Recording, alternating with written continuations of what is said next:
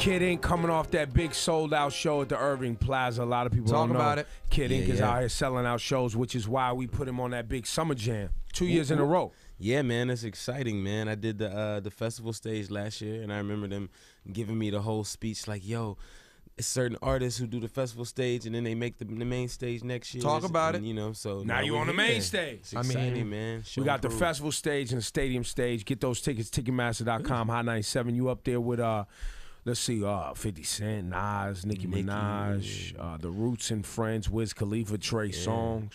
Some fellow LA cats. Mustard, we gave Mustard a set, right? Because he's got all these hits. You got one with him, but he's also going to bring out Ty Dolla $ign. Push's Inc., man. Yeah, YG up there. That's what's up, man. Yeah, shout out the Push's Inc. team, man. Is that's what they call Push's Inc.? Push's Inc. What's that about? It's that's a clique that they, you know what I'm saying, in the label that they started when they first got on. It was Ty, YG, and Mustard, and they, you know, did everything together in the beginning, and, you know, kind of still do everything together, but spread out and did their own little, you know, vibes. And I think Mustard's still a little bit in control of it all, though. Now, YG took some shots at some people for using Mustard beats. Oh yeah, I heard about that. But we specifically asked him about you. He was like, nah, dude does his own thing. Like, he gave you, I guess what his thing was, like, some people get on Mustard beats trying to sound like YG. Right. I think that's a problem, and that was really one of my first issues when dealing with Mustard Records, because when we first got Mustard stuff, it was through YG and Ty, and it was kind of a specific, you know, sound and a way to flow on the beats. And I think with me, it was trying to figure out how we could take a Mustard beat and do it a little different, and actually, you know what I'm saying, waited and kept going through different beat zips, 30, 40 beats every, you know what I'm saying. How many of them had? You know what, man? It's crazy to actually watch the growth. Because I've been getting beats from Mustard for about 2 years. Oh, he's getting into an awesome place. Right, to see the growth, man, as a producer is insane and crazy. So, of course, you know, he started off and he got his vibe, but it's what people requested first. They always want you to replicate. I don't really blame that on the producer more than I blame it on the artist. Did you decide you were like, I'm going to do one that has a different feel, more of a girl's, like, club record? I kind of waited. I waited it out and kept going through different beats. I probably recorded about, you know what I'm saying, 6 different Mustard records throughout the process and was just, you know, waiting for that right one. And this one was the one Show Me, you know what I'm saying, the beat, as soon as it came on, it just, you know what I'm saying, stood out. It was like 3 other ones that stood out from that zip where I could tell he was doing a new thing, and it gave me a new flow on it. So I didn't have to copy. Did you know the original record, the Robin record? I know the record from, you know, just knowing music and, you know, my parents and everything, but I didn't know the record when I was recording it because he replayed it, so it kind of still sounded different, and I wasn't even putting in sample relevance. And also, how old are you? That. 28. Yeah, you ain't quite as old. Ebro, talk about that song. Talk about that original joint. I mean, when that used to come on back in the day, now, a lot of people don't realize that those dance records and the hip-hop records all went together at the club. Yeah. So when you rhyming over that, well, it wasn't even a mashup. It was, hip-hop was club music, too. Oh, yeah. You know what I mean? Because hip-hop was made on breaks, from disco breaks and funk breaks and all that. So it had to have energy. You had to be able to rock the party. Now hip-hop's evolved and have, you know, all different types of things to ride to, things to club to, things to smoke to, emo, whatever. Well, also, Ebro, hip-hop doesn't like to admit how crossed those lines got of where hot hip-hop clubs, excuse me, and then clubs that have more house, were a little bit more gay friendly, was all very close. So like all that stuff was very close. So you'd a party, hip-hop going right into those early 90s like soulful house records when cats were singing on records. Yo, listen, cats and hip-hop try to act like hip-hop is just gangster shit and whatever. Right. It wasn't like that. Hip hop is party music, and it included everybody. That's why it's lasted so long. And that's why your song is doing well right now. Yeah, it was inclusive of everyone. Now, Chris Brown, you're gonna be on Summer Jam. Chris Brown is currently not with us. Right. He's he's sitting down. He's sitting down for a minute. He's on timeout. It's quiet for Chris right now. He's taking a little long though, right? No, I think he gets out in May. I'm not sure he's gonna be ready to come support you at Summer Jam. Right.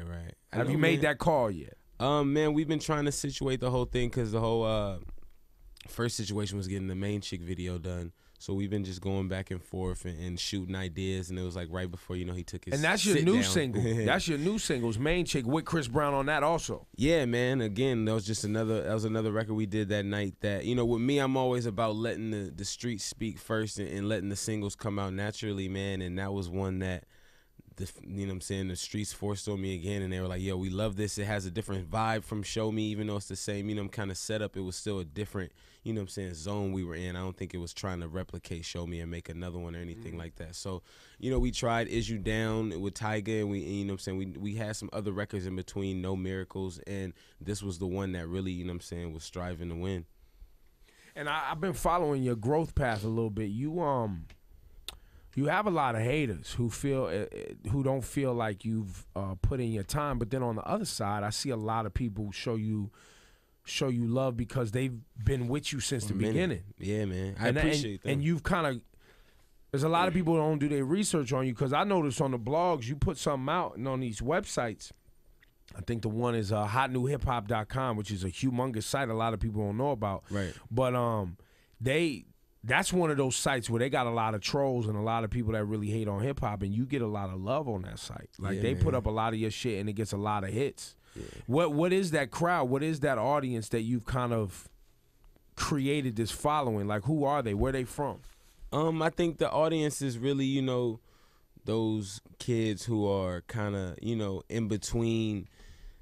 Like I said, like when you asked me where I was from earlier, and I was kind of like, you know, I'm from Hollywood, and you know what I'm saying, the middle of Hollywood all the way to South Central, which is kind of like I got the best of both worlds, and you know what I'm saying, being from the hood and having, you know what I'm saying, all my friends from the hood, but at the same time when I went to school or, you know what I'm saying, went to the club in Hollywood, we still had a different scene, and you know, I kind of mixed them both, and I think that's kind of the crowd I speak for, where it's like, you know, we not the super most reckless gangster kids ever, but at the same time we still understand the street, but then, you know, still understand, you know, we can have a conversation with you, you know what I'm saying, we still, it's you like to have a good time. Right, we like to have a good time, and it's not all about just, you know what I'm saying, getting in trouble, but we definitely have our moments, and I feel like I speak for those kids who are just, you know, grew up a certain way and want to change and do more, I think, but more so on a do-it-yourself mentality. That's definitely the thing I try to strive for, is just, man, do it yourself and work hard and don't let nobody else tell you nothing, and that's kind of where we at. And with the, you know, the fans on Hot New Hip Hop and the love, it's like,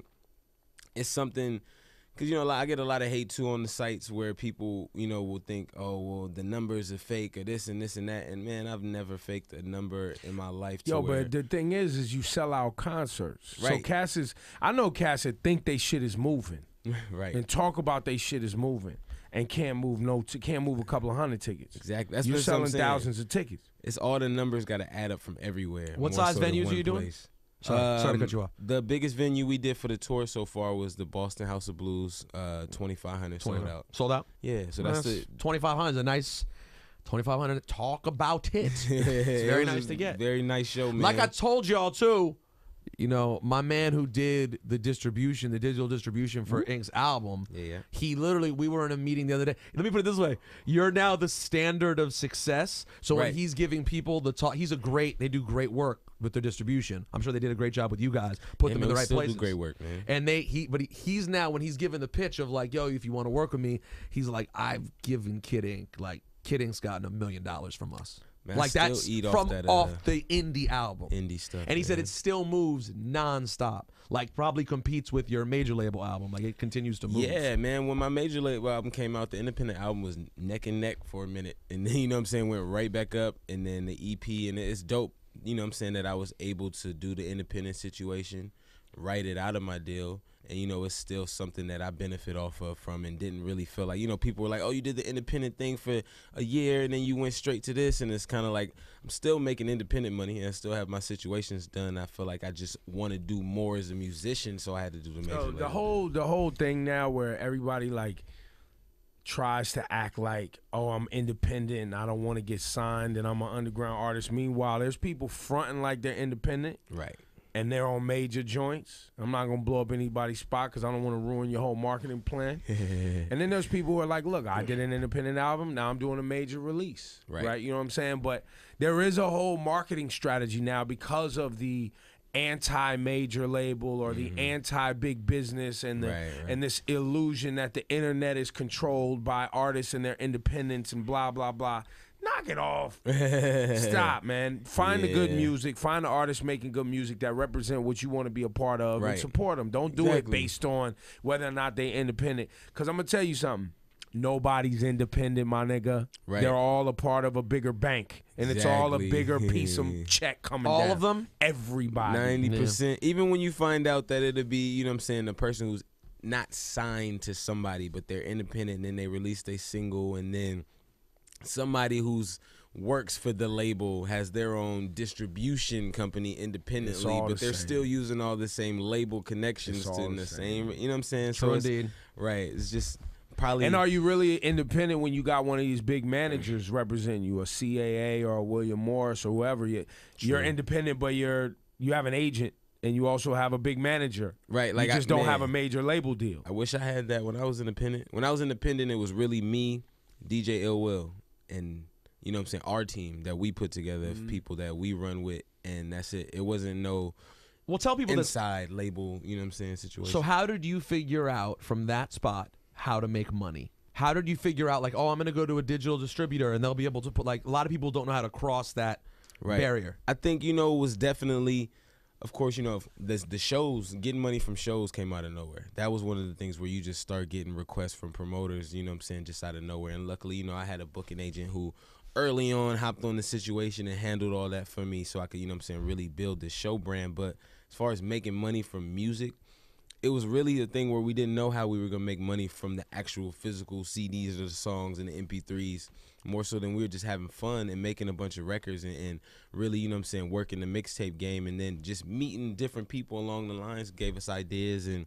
you know, like I said, when those people come and want to help that have their independent distributions and can just help you do little things in there, you know what I'm saying, we got that just early on, luckily, just from people being fans of the good music. It really wasn't me chasing any situations, more so than just letting it all come to me and me just working through it, you know. Kid Ink's here. He's on the Hot 97 Morning Show. Yeah. We appreciate you coming through, my G, and Always, appreciate you getting man. on that Summer Jam stage and show these It's gonna motherfuckers be what crazy, time it is. man. Definitely. You know what I mean? I'm real proud of you. You know what I mean? And like I always tell you, I hated on you early. Man, that's what I like to hear, man. You know what I mean? Wow, really? Nah. Why'd you hate on him? Because I was like Tiger, Kid Ink, I can't, Chris Brown, all y'all light-skinned niggas starting to look the same to me. But I think, man, it's dope for me, you know what I'm saying? Not only just from me breaking out of those, you know, stereotypes, just the West Coast in general, I feel like we're in a good space because Absolutely. not only is it just the whole West Coast, you know, we do everything we can as a team and try to work together as much as possible, but it's all these cats like me, Ty, YG, Schoolboy, Kendrick, Casey, Dom, iFuture. It's like all these kids, T-Fly, we're not from the same, like we're from the same city, like area, Los Angeles, Compton, Long Beach, like all in distance, but we're not representing none of the same areas or the same type of music. So I feel like that's why we're winning right now, is because everything Diversity. Right, it's the diversity to where back in the day, in the 90s when we were running, everybody kind of was on the same vibe, getting the same producers, getting the same sound, talking about the same things. Now we're all different. We don't all hang out in the same blocks and the same streets, but we understand the whole city as a whole. I'm going to keep it real with you. In a weird way, L.A. is getting into an almost New York-like place. Don't get me wrong, LA's always been big for hip-hop, but there were like these specific movements that happened. LA is getting LA is getting into a New York place, and that it's like there are a whole bunch of very different sounding artists in different places in the game. I've been talking about a wide range, 10 to 20, like maybe more acts that are all doing different things on different songs, levels, different records, different beats, and all kind of different stuff, man. I definitely feel you as far as like the borough situation in New York, and since people from Harlem repping this, people from Brooklyn doing this. Then they had different sounds. Right, all completely different now sounds. you have, I mean, you can go all the way. There's Audio Push, there's Mac Miller, and all the stuff Alchemist does out there. There's like so many different vibes from LA. I think it's crazy, man. Sorry to cut you off. Where's Alchemist Al really from? He's from New York. From New York, but he's been in LA forever. He went to high school in LA. Oh, got it. Everybody's in LA now, though. Actually, you know what? I think he grew up in LA. Sorry, I think he grew up, went to high school in LA, then came out here. Got it. Remember, he was in the Hooligans way back in the day. So he started in LA, then lived here for a long time, which is when he started doing the mob Deep stuff. Right, and then went back to LA. All right, well, shout out to Al. Come back, do some beats. Kid Ink, thank you. Appreciate you, Take care of yourself. See you at Summer Jam. Always, family. All right. And New York MCs, get your music up, because you're hearing this music. You're hearing this music. And other MCs everywhere, they're making songs, B. They sound like something. Man. They're not just talking about the strip club. They're not just talking about strippers and bartenders. They're talking about love. They're talking about getting some pussy. They talking about getting spending some money. They talking about the clubs. It's a variety of things. That's all all in I'm one. saying. It's just we need a variety. You're not saying that it has to be talking about righteousness on every song. No, I'm not saying you ain't got to be. You trying to drop knowledge? Right, I don't need that on every song, but I do need motherfuckers to stop acting like everybody out here is selling motherfucking drugs when you're not, because that shit is boring. Can't have everyone do the same thing. Right, somebody would have got arrested by now. Kid Ink, ladies and gentlemen, thank you, man.